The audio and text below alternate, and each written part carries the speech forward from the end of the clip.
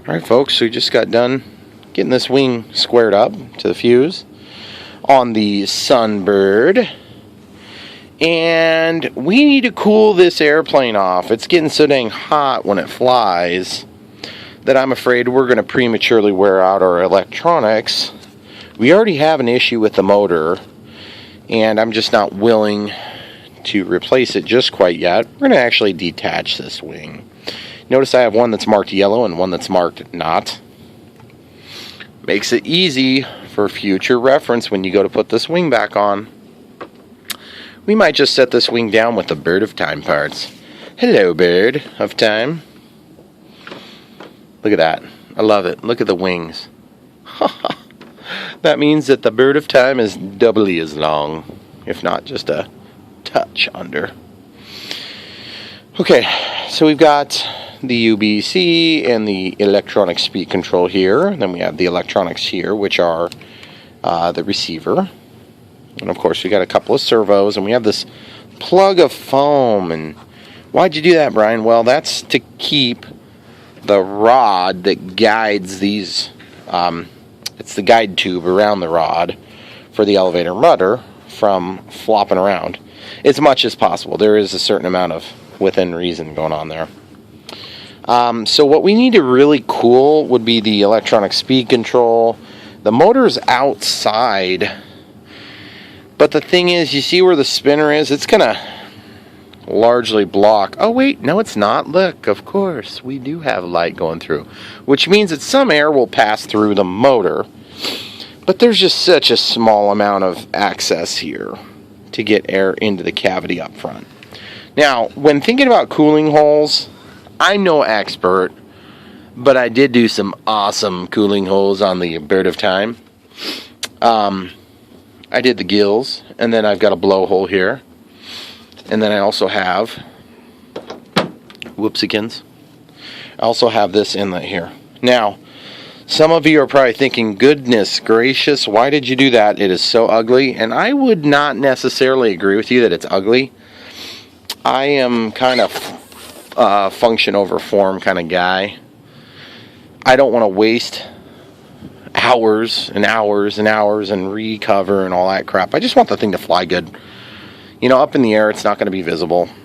Now, that being said, if I'm doing a super scale plane like, you know, the Spitfire or, you know, the CP, the CM Pro Ash 26, I'm going to make that thing beautiful, at least until the first rough landing. So in this case, I just need to get some air in.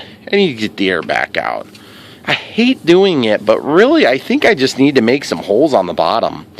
And why do we punish ourselves and put holes on the bottom of planes? Why is that, Brian? I don't know. Because this is a belly lander. It's going to necessarily land on its belly. And so why are we going to put holes on the bottom? Plus the other thing is, you can see the bottom a lot of the time while you're flying. So honestly, I'm not sure why we do that.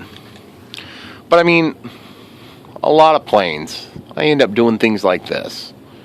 You know, there's good airflow on that. Or on this, at one point they were opened up here. There was holes. And, well, I thought I had more examples, but I don't. Well, this one here has holes on the A10 up there, but that's more to get right at the ESC.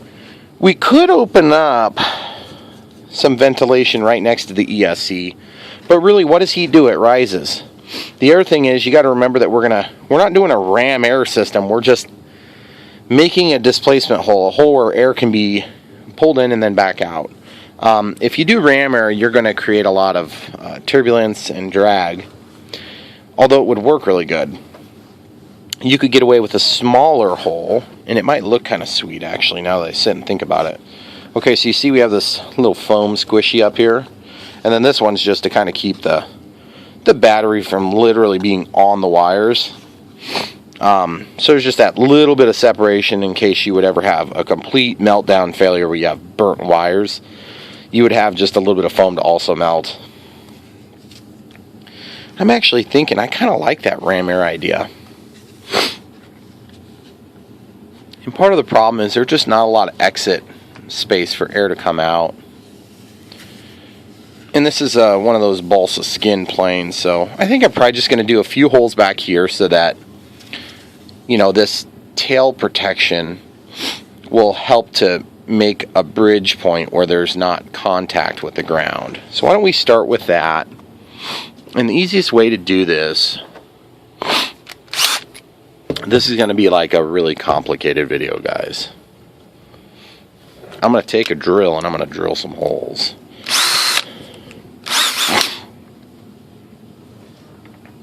Alright, so hole number 1. Remember, these are going to be locating holes. They're not going to necessarily be the ventilation. Don't overthink it. If you do, you're going to waste a ton of time on something that doesn't need to waste your time. Okay, there's one hole. It's not big enough to do an adequate ventilation. So what we're going to do is, now that we have a hole as a guide, we're going to grab a bigger bit, and we're going to then open that hole up. Keep in mind, this is a black fuselage. These holes are going to generally pretty much be hidden.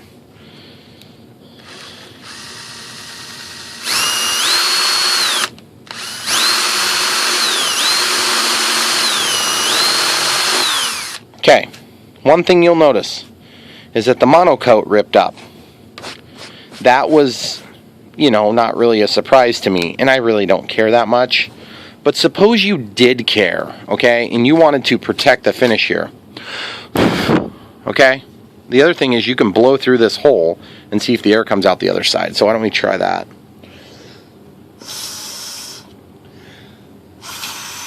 You can see the dust and crap coming out. That's hilarious.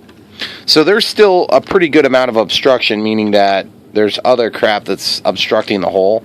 So this is going to be of some value, but it's not like the end-all, cure-all here. Okay, so let's suppose that you did want this to look really nice. A couple of different ideas. Idea number 1, of course, you can use your monocoat iron to heat this back up. Stick it down. Idea number 2, get yourself a little bit of masking tape.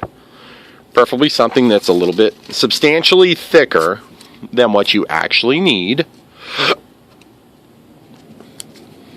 for your cut. And then you're going to smack it down right on the surface. Okay? And then what we're going to do is we're going to do a couple more holes. Okay?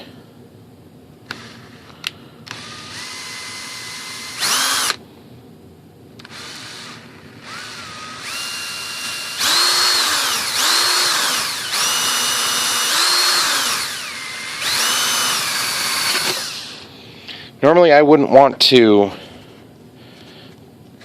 penetrate through to the other side. It's so rough, but whatever. That was an accident. So I'm running it in reverse. Excuse me, to ream the hole out. Reverse again. And then I'm walking the edge of the hole. And so we have 2 holes there, and I think I'm going to go for 3. And this is where, if you were really anal retentive, you could do something like this. Center to center. Okay, there's your center to center mark. Okay, so center to center. Good enough. Okay. Very little pressure on the drill right now. Letting the bit do the work.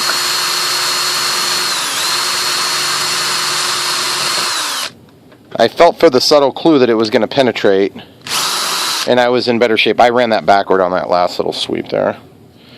Okay, so now you see that you have a better finished product. So now, and the other thing is, it's a bummer it ripped in that spot. It really is. So what we're going to do is I will go ahead and heat up the monocoat iron, which just looks like this. These things are not overly expensive. If you're going to do any monocoat work, you need it. But if you're just doing a little touch-up, you can use a monocoat iron like this. Or if you have something that's made of metal, you can heat it up and then just touch at one little spot. And that's fine. You're just going to have to be careful. You can use a regular conventional iron, borrow your wife's iron, or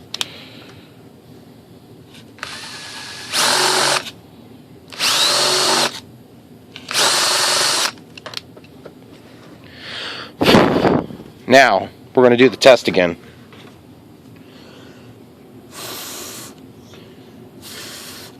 So there's definitely a lot better throughput there now. And so I'm going to heat this up and just let that, and also I might as well, while I'm heating it up, I'll heat up this wing and get that stuff squared away a little bit. It's kind of sloppy looking right now. Over time this stuff will somewhat soften up a little bit maybe. Depends on how tight you had it when you first installed it. And if you used a higher quality product, if you cheaped out and bought Hobbyking stuff like we did on this. Okay, so there's 3 holes on the bottom. Now we want to do a couple more, and I would like them to be up here, except we've got our blocks, so we'll probably just go ahead and come back here and just do it on the sides. I do not want the nose to have a hole right there. Oh, let's tape over this again. That seemed to help a little bit. It wasn't like perfect, but it was a significant improvement, so we'll do that. Just regular masking tape, guys. This is a like painter's preferred, or I don't know. No, it's like frog or something like that. I don't know, some frog on there. Okay, so what we're going to do is we'll measure this time. We'll just go to the center of the tape here. We'll make our mark, and then we'll go from this mark as our reference and make a mark. Okay, so nice and slow, just double checking we're not going to hit anything valuable like a wire.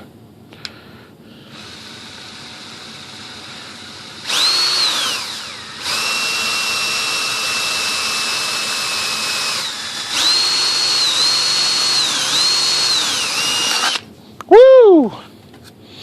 That was a little scary because it penetrated very quick. So, funny story about penetration, guys. I had a few videos that were pertaining to this very aircraft that YouTube thought should be limited or no ads. And I'm wondering if they're hearing words such as penetrate or carbon fiber rod or the sort, and saying, oh boy, we better protect the young minds from that. Which would really piss me off if I found out. But of course I'll never find out because they don't tell us. And I've submitted for reviews and they always come back and they take it away, which is fine. But really annoying because, you know, pretty sure I'm not going to have 1 million views on one of these build videos. But what the heck, YouTube? Fix your stupid algorithm. It's so annoying. Okay. Enough soapbox talk about YouTube. Okay, so we'll just lay this over here out of the way. We'll put our micrometer that doesn't have any batteries in it because I'm too cheap to buy those little batteries. Let's get to vacuum. See if we can clean this up.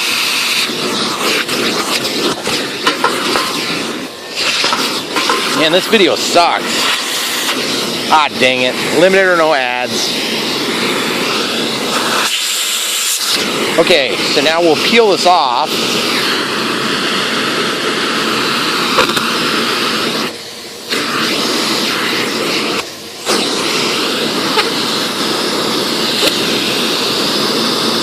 Yeah, baby.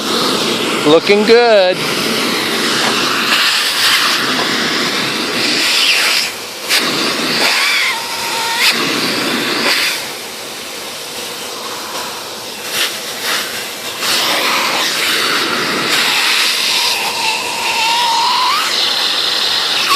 So far, so good.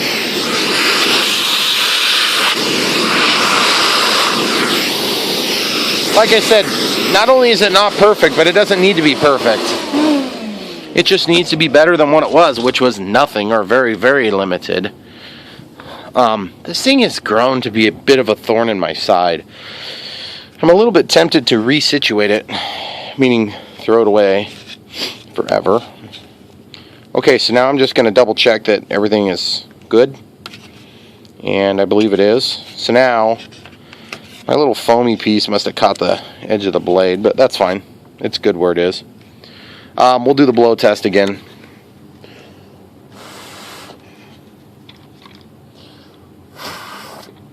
Okay. That's pretty good so far. So now this stuff,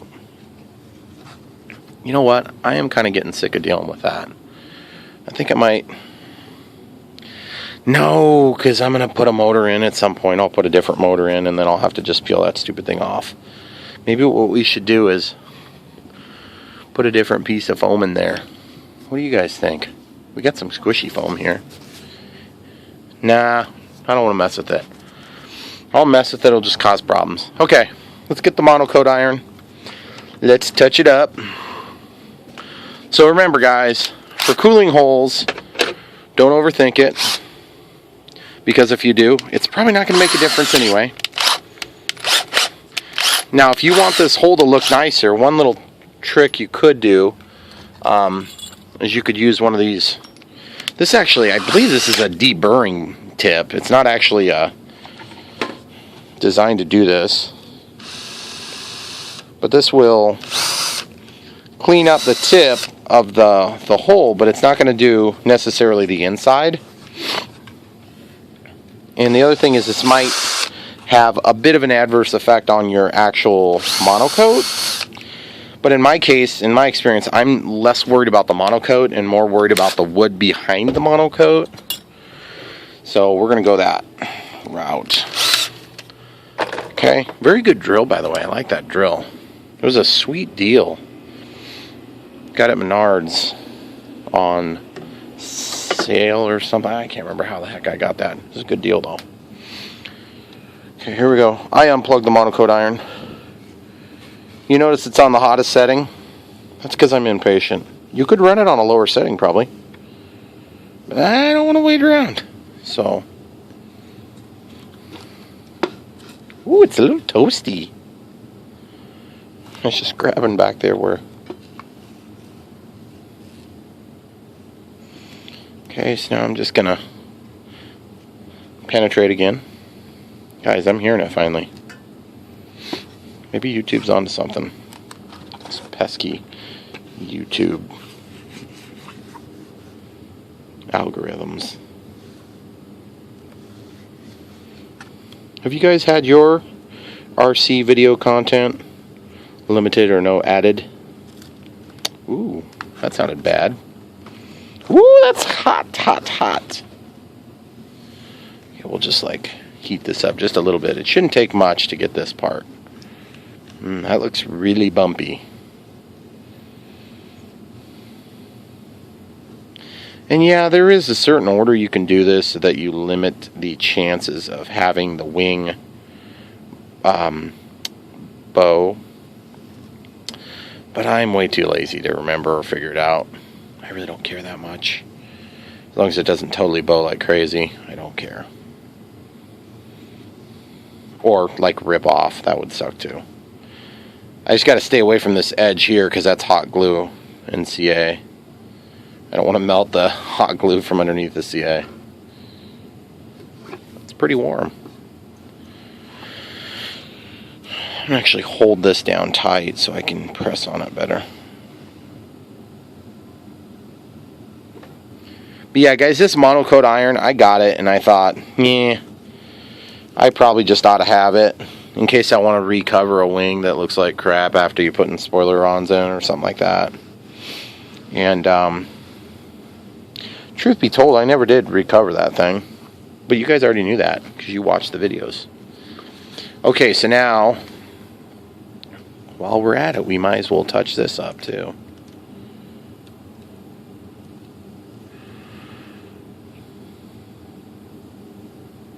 I've seen guys use monocoat to cover these foamies too, which is kind of a cool idea. I wonder if they have problems with melting the plastic or the foam underneath. Yeah, so that's a little bit of an improvement. I don't know if you guys can tell in the video, but like especially here, this is there must have been a lot of excess, and my grandpa must just not have been feeling it that day. I remember covering my models that I built when I was a kid with dope and tissue paper, and that was ridiculous. So, I mean, I'm not going to throw stones on monocoque. I know it's probably a lot like that. I always had a really hard time getting it to be nice. I could build the models with the best of them, but I just couldn't find the patience to cover them nicely. Okay, so let's look at the list, guys. What do we got? Cooling holes, in and out, yes. Whoa, split flaps, conventional flaps? That's weird. Shim to level wings. Remove, replace motor. We're probably not going to do that right now. Although, let's talk about that for 30 seconds. I do have some motors here. Here's one, which is a really nice motor, and I sort of don't want to use it on this plane. Except that I can probably flip the shaft around. Let's just see if it would fit, just for grins and giggles. This is a nice motor. So I sort of hate to waste it on this plane, but at the same time, it's a pretty nice plane too. Especially with a nice motor, it'd be really nice. And I bet I could make this work. But look, it's not that much different from what's on there, except it's just a lot better quality. This one's 910 kV. Okay, it's a lot more power. 910 kV compared to 1200. It's a lot more. And the other thing is, you can tell, oh yeah, there you go, there's your size difference. Usually the way you can kind of tell the power of a motor, just from looking at it, is the size of the stator, if it's an outrunner, and the depth. So like, they'll usually make these same motors with different lengths, which have more exposure to the magnetic field, and thus more torque. But pretty sure that's never going to fit inside there.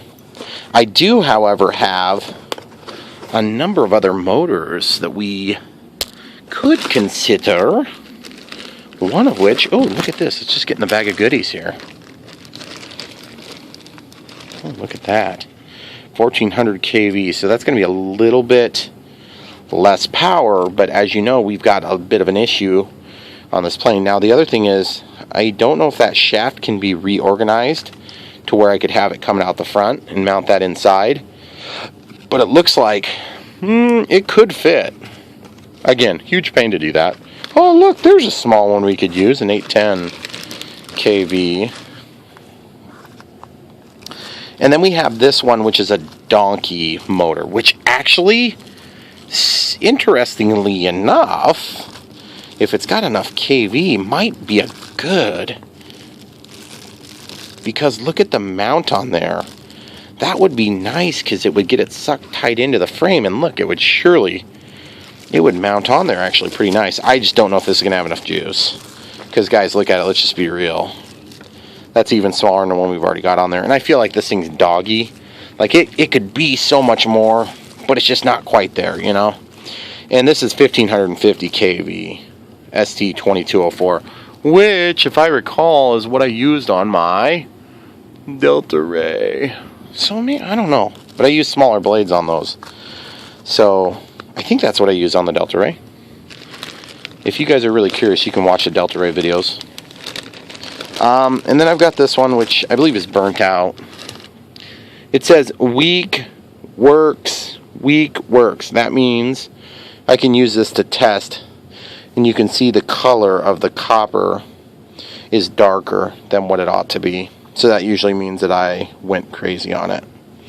But that would be a similar output to what's on there now. So I don't know, maybe the better option would be to just go ahead and order another one of those Turnigy motors like this, instead of being a 1200, a DST 1200, maybe I go for like a DST that's closer in the 900s or the 800s. This would be a good option if I don't mind having the motor outside. And it is quite tempting. But one model I've been looking at doing at some point, I've got this flight test model. So I'll eventually build that. It's called the FT Explorer. So, a little behind the scenes action there, guys. The FT Explorer is a plane that I got actually as a package purchase from a friend of mine who's gotten away from doing radio controlled stuff. This is one of the things I got from him. He actually sold me my original DX8. So I actually owe him quite a bit. He just was, I don't know if he was just maybe getting tired of it or what, but I ended up getting a lot of good deals from that guy, and that helps. If you can find somebody that's maybe not real excited about it at the moment, help them out, get some cash, and then you can get into some equipment cheap, get you started. I also have some other small motors, but I think for now we'll keep flying it on this. It's very manageable, the problem we're having, and that is where I think one of the coils is just missing.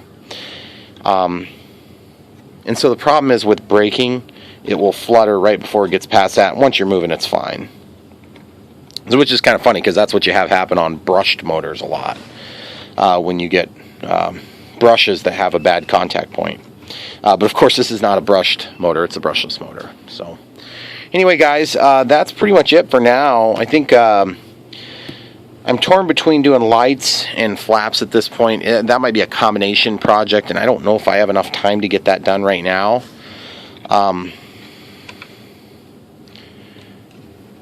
And you can definitely see where those holes are. The only thing I didn't think about when I was doing that is that the prop is going to come back. But as you can see with this square body with a folding prop, this is one test you'll want to do. Just make sure it can make it around. And also, well, do it with the canopy on, of course. Make sure you're not going to catch the lip of your canopy. I had that with my ASW28. I had to make modifications to correct for that. But just throw the canopy on, hold it tight, just so that you see where it's going to hit or what it could catch. And if it catches somewhere, as you can, I had to do that on the Bird of Time as well. This is an ugly mod. I didn't want to have to do this, but it's a function over form here. I have this piece of plastic that guides the prop, which incidentally, this electric system could probably manage a little bit larger prop, and this thing's already got ample power. I really like this plane. It's been one of my favorite gliders, and it's gotten a lot of good feedback from some people. And anyway, thanks a lot for watching, guys. I really appreciate your support. Don't forget to like and subscribe if you're interested, and set up the notifications, click the bell if you want to get notified when we got new footage out. And footage comes out quick on my channel. Not uncommon to see 10 new videos in a week. Usually I try to kind of keep progressing through projects. I don't often leave projects hanging except for when they die, like these ones. If they die, I don't usually do a lot of videos about them. So anyway, next project up on the docket's probably going to be flaps, and I am really torn between doing a split flap, which is like what I did on this plane. Of course, these are really ugly, and I had to cut in ailerons, and that, incidentally, is why I'm thinking about doing split flaps, which would fold down, and I'm a Hawkeyes fan, and so I was thinking about having these fold down and say Iowa Hawkeyes on there, which would be pretty awesome. Just don't tell them so we have some sort of a copyright issue, guys. That being said, I also need to get a hawk emblem on here somewhere. And that will do it for tonight on these videos, guys. Thanks a lot for watching. Don't forget to like and subscribe.